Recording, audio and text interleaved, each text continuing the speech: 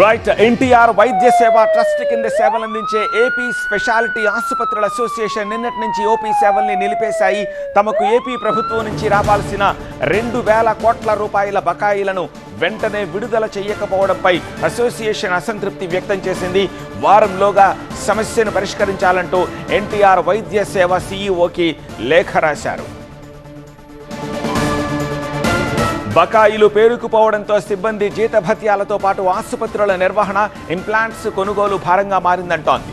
బకాయిలు చెల్లించకపోతే ఎన్టీఆర్ వైద్య సేవ కింద ఓపీ సేవలు నిర్వహించలేమంటూ హాస్పిటల్స్ అసోసియేషన్ లేఖ రాసింది. ఈ ఏడాది ఏప్రిల్లో కూడా ఏపీ నెట్వర్క్ హాస్పిటల్స్ బంద్ ప్రకటించాయి.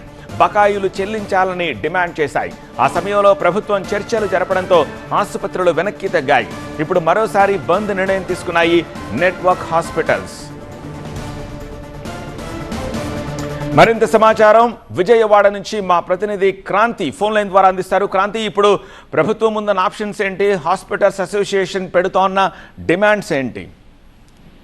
ఖచ్చితంగా దీనికి సంబంధించి అయితే కనుక ప్రభుత్వం ఈ నెట్వర్క్ హాస్పిటల్ అసోసియేషన్ సభ్యుల్ని చర్చలకు పిలవాల్సి ఉంది. ఏవైతే వీళ్ళ డిమాండ్స్ కి సంబంధించి నిన్న లేఖను ఇవ్వడం జరిగిందో ఆ లేఖలో ఉన్నటువంటి డిమాండ్స్ పరిష్కరించే వరకు కూడా ఎట్టి పరిస్థితుల్లో ఇకపై ఉచిత ఓపీ సేవలు నిర్వహించబోమని చెప్పి కూడా వాళ్ళు సమ్మె బాట పట్టినటువంటి పరిస్థితి ఉంది. పెండింగ్ లో ఉన్నటువంటి 2,000 కోట్లకు పైగా బకాయిలను వెంటనే విడుదల చేయాలని గతంలో పలుమార్లు చర్చలు జరిగినప్పటికీ అవి సఫలం కాలేదని, ఖచ్చితంగా ప్రభుత్వానికి మేము సహకరిస్తున్నాము, అయినప్పటికీ మా పైన ఒత్తిడి పెరుగుతుందని చెప్పి కూడా నెట్వర్క్ హాస్పిటల్స్ ఆందోళన వ్యక్తం చేస్తూ ఉన్నాయి.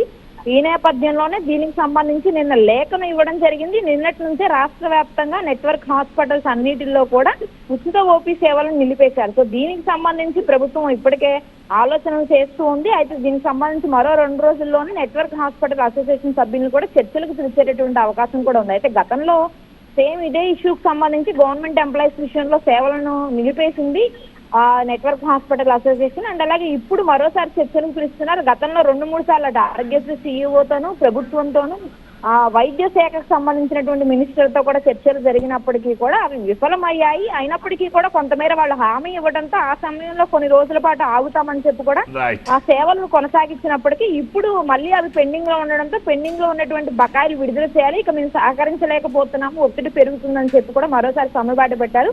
సో చర్చలకు పిలిస్తే గనక చర్చల తర్వాత ప్రభుత్వం ఇచ్చేటటువంటి ఆ హామీని బట్టి వీళ్ళు మరో నిర్ణయం తీసుకోవడానికి సిద్ధమవుతున్నామని కూడా చెప్తూ ఉన్నారు. ఆల్రైట్ క్రాంతి.